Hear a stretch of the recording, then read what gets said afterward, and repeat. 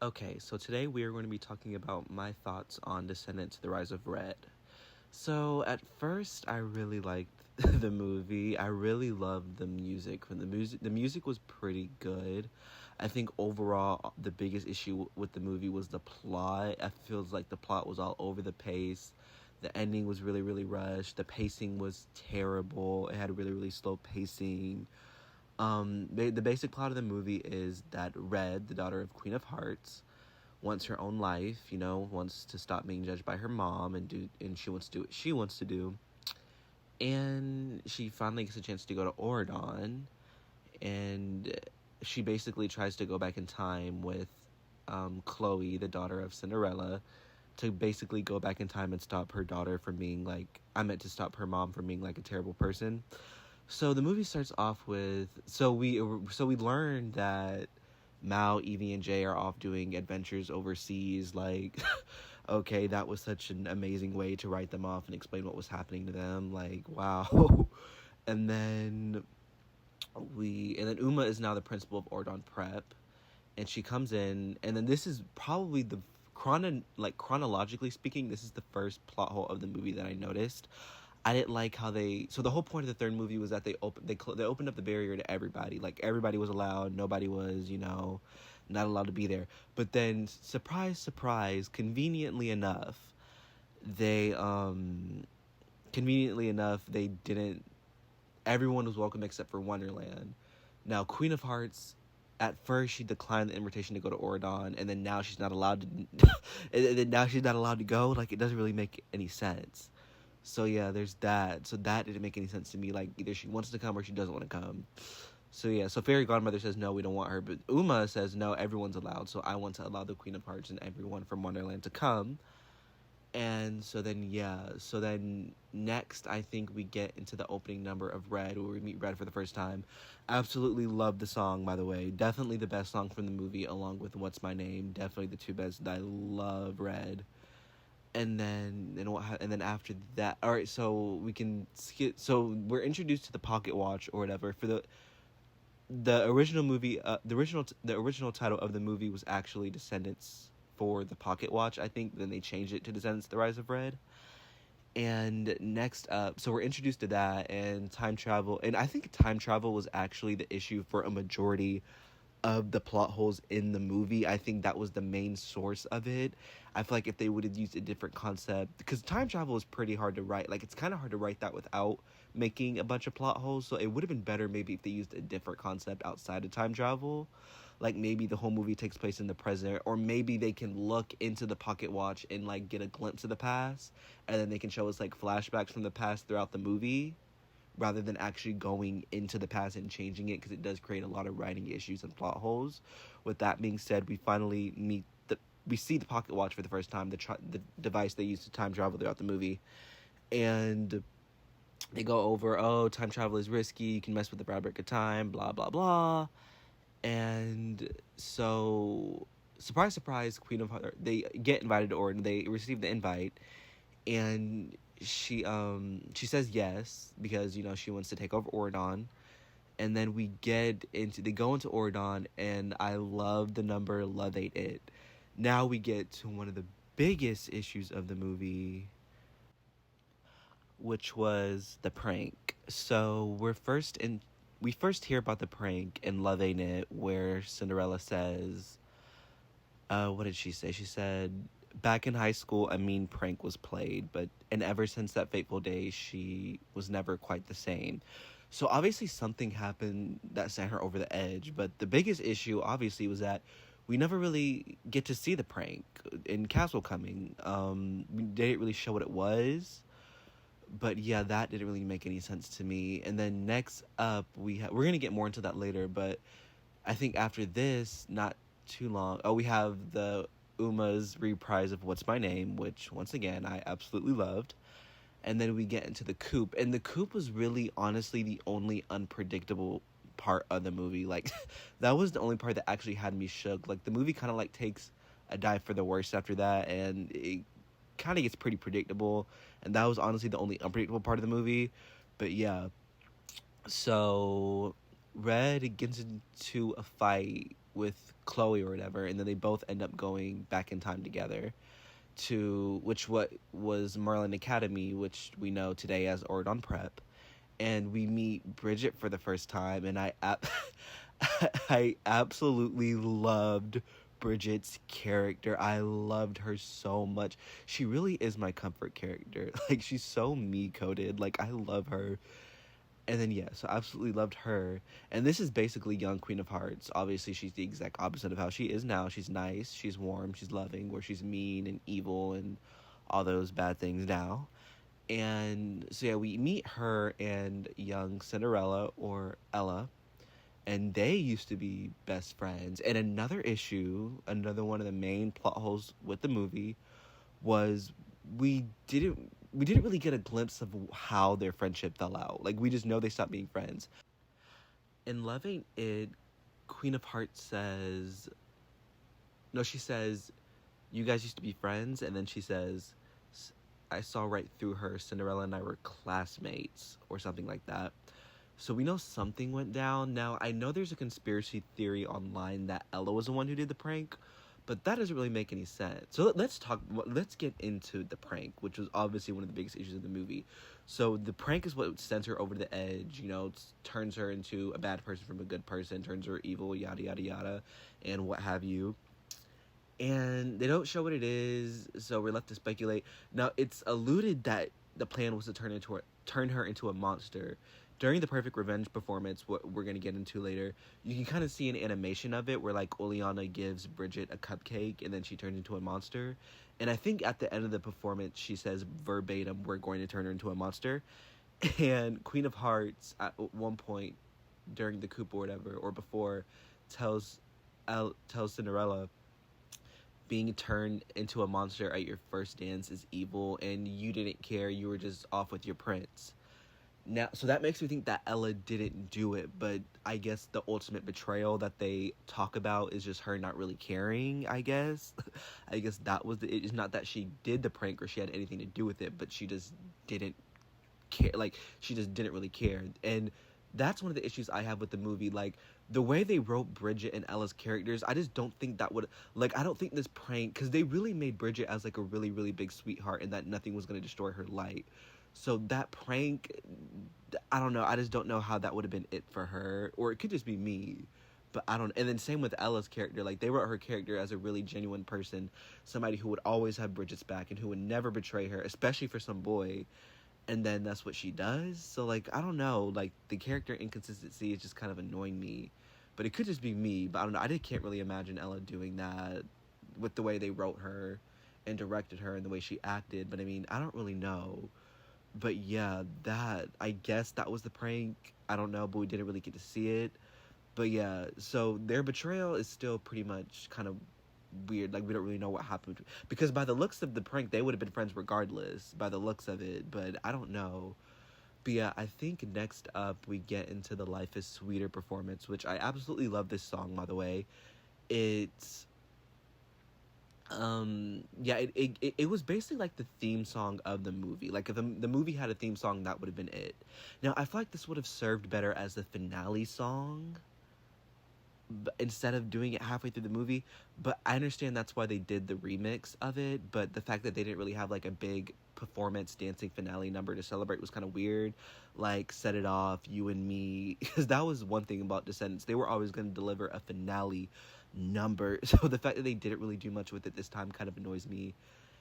And yeah, that was weird. But this is where we're introduced to Oleana's crew for the first time. We meet Oleana and her pirates or whatever, and Maleficent and Hades, who I absolutely loved. I wish we would have seen more of them. I really liked their dynamic. So we meet them for the first time. And so this life, so from the moment we meet Bridget to the moment she walks away, so pretty much just Bridget, it's pretty much my favorite sequence of the movie. Like, the whole bullying thing, Life is Sweeter, the classroom science experiment, all the way to her walking away.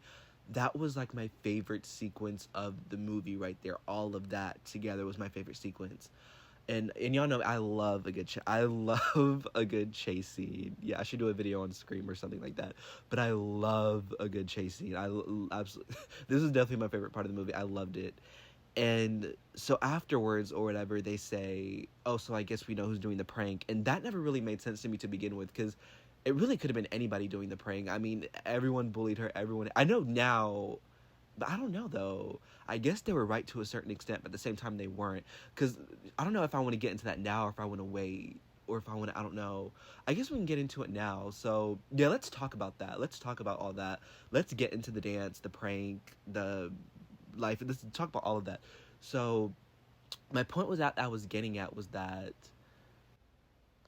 So basically, whenever we get to the part where they, okay, so in order, there's a scene where they find out that there's a cookbook that they need in order to do the prank. So we get to that, and then so Oleana's crew tries taking the book, but surprise, surprise, there's a spell on it, and that didn't make any sense. And they weren't allowed to take it because of the spell. But that's the biggest issue right there, because if they weren't allowed to take it in this timeline, then they weren't allowed to touch it in the original timeline as well. So that means that Oleana and her crew couldn't have been the ones to do the prank. Therefore, they have no relevance to the storyline or the plot, and they don't really have any reason to be in the movie.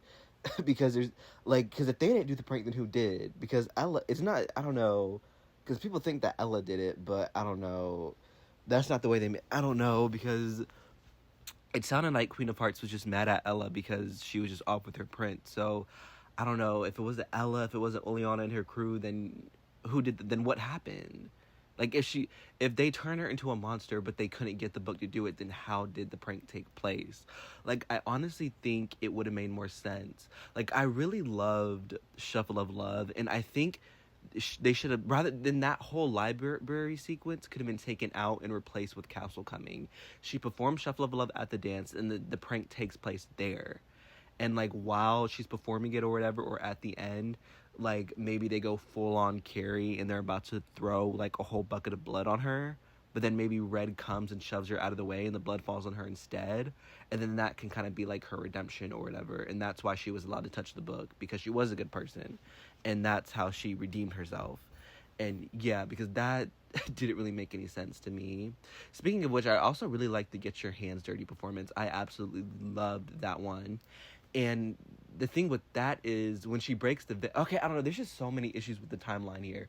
So in the original timeline, she went with the prince, but they didn't go. I guess I guess Red and Chloe kind of messed that up. That was one of the many things they messed up with the Fabric of Time, because whenever Bridget's talking about how lonely she is and how she wishes someone would want to go to the dance with her, Ella steps in and says, "Let's go together." So that right there doesn't make any sense to me. Another thing that doesn't make any sense is, okay, maybe some people pointed out maybe her getting grounded does make sense, because the fairy godmother is supposed to take her to the dance. But the fairy godmother and Cinderella are the same age. And that doesn't make any sense, how they're both students who are both 16 going to the same school, because in their story, fairy godmother is like way older than Cinderella. She's not supposed to be like 16. So that doesn't really make any sense either. So yeah, nothing really is adding up here, because like, how are fairy godmother and Cinderella the same age? And lots of other things people pointed out was Uliana. So no, Ursula already has a sister named Morgana, but they name her Uliana instead, because I guess they're OCD to name each character have their name has to start with the same letter, I guess. I don't know. But yeah, I guess it would have been confusing, because they have Morgie, son of Morgana Le Fay. So I guess from a different story. So I guess maybe it would have been confusing. I don't know. It doesn't really make any sense to me. Like, it's so, I don't know. But yeah, a lot of holes in the story, a lot of timeline issues. Because yeah, she was supposed to go to the dance with the prince, but she goes with Bridget instead. So I don't know. It's just, and then she can't go to the dance, but then fairy godmother is supposed to save her, but she can't do that because she doesn't have her full on powers yet. So I don't know. I'm like so confused by it all. But yeah, the prank honestly doesn't really make any sense, because who could have done the prank? Like, who did it exactly? How did the castle come in? Like, I don't know. The movie honestly would have been better if it had maybe like 20 minutes to, because that's the thing. The movie didn't even have a third act. There was no climax. There was no, like, was the like, do you call that a third act? Was that library sequence where they fought over the book, was that supposed to be the third act? Because it didn't really make any sense. Like, it honestly was just really, really nonsensical. It was just stupid. Like, there wasn't even a third act, no big fight scene at the end of the movie, just like the OG Descendants and how every musical is supposed to have one. You know, like, I don't know, it didn't really make any sense to me. Also, I just want to add that I completely forgot to mention Fight of Our Lives. I absolutely love the song. It was really, really cool. Definitely one of my favorite songs from the movie. I absolutely loved it. I also, yeah, one positive thing I can say about the movie is that the songs, because the issue is a lot of musicals, they just sing songs out of nowhere for no reason that don't have anything to do with the storyline. And all the songs in this movie actually had to do with the plot. So that's a positive I can give them. Like, because they didn't just sing songs for no reason, and I can't stand it whenever musicals do that. So at least there was actually a reason why every song was sung, and they had at least something to do with the plot. So there's that. I also really like Perfect Revenge, but it was kind of stupid because all that talk about the Perfect Revenge, and we didn't even get to see it. Like, it doesn't really make any sense. Like, Liliana and her crew literally had no reason to be there, no substance to the plot, and yeah, we should have gotten to see Shuffle of Love. Also, for those of you that don't know, Kylie did a cover of Bad Reputation. It's on the soundtrack. I love it. And I think that should have been the end credit song because Shuffle of Love is the end credit song and it doesn't really make any sense. I don't know, maybe they thought since she didn't get to perform it, maybe we should just put it here I don't know. I mean, like, Bad Reputation should have been the end credit song because, like, what was the point of even putting it on the soundtrack? Like, that was kind of stupid to me, but yeah. Overall, the ending was just really, really rushed. It could have been a lot better. I feel like the movie could have been lit a lot better with less holes because I'm still so confused about the dance, Cinderella and Queen of Hearts friendship, how the hell they were able to get that book in the first place, how the prank even went down, what happened. Like, I don't know. It was just so, it was like a mess of things. Like, you see, that's the thing. You're always supposed to show your audience something, not tell. Like, ever heard of show, don't tell? Like, I hate it whenever they do. Like, you're supposed to show us what happened, and you know, just tell us that there was a prank at the dance. And the fact that they were building up the prank throughout the movie just to not even show it in the end was so disappointing. Like, when the movie ends, you're kind of just like, wait, that's it? Like, that's the end? That's the end? Like, that's the end of the movie? And then we get the infamous line, you didn't think this was the end of the story, did you? Like, that's kind of stupid. And I've heard a lot of people say, well, oh, they're obviously doing another movie. I'm like, okay, I get that. But this is the thing. You don't write a movie to get me to watch the next one because I'm going to watch it regardless. Like, good writers know how to answer every question and tie up every loose end, all while still setting up for a sequel at the same time. And the first Descendants did a perfect job of that. The OG Descendants did a perfect job at answering everything, but still setting up for the next movie. That's what I loved about the OG Descendants movie. Like, just imagine they didn't show the coronation in the first movie. Like, just imagine the movie just, like, Mal and Ben just have some sort of heart-to-heart where Mal just all of a sudden changes her mind and all is well. We don't get the final fight scene with Maleficent. They don't sing Set It Off. We don't even get to see any of that or the coronation. The movie just ends right then and there. Like, imagine how disappointing that would have been. Like, every movie needs it needs something to resolve the resolution, obviously. Like, the resolution, like, and the movie is nothing without that. And this movie didn't have that. I don't know. I guess they just wanted to leave it as confusing and open-ended as possible to have a sequel, but that's stupid. You don't do that's not how you write a movie. Like, each movie has to stand out on its own. Like, each movie needs to be its own individual thing. You don't just force each movie to tie into the next one just to get people to watch because it's stupid. See, I guess the theory is that they're going to announce Descendants 5 at D223 next month, I guess. I think, or really next weekend. I think. Yeah, because, yeah, next weekend. Like, yeah, August. Yeah, next month, I suppose. I guess that's their plan. Once again, kind of stupid. But all in all, I don't know. The movie was pretty disappointing. Hopefully the fifth one brings it a little bit more. But, yeah, that's it for this video. Bye.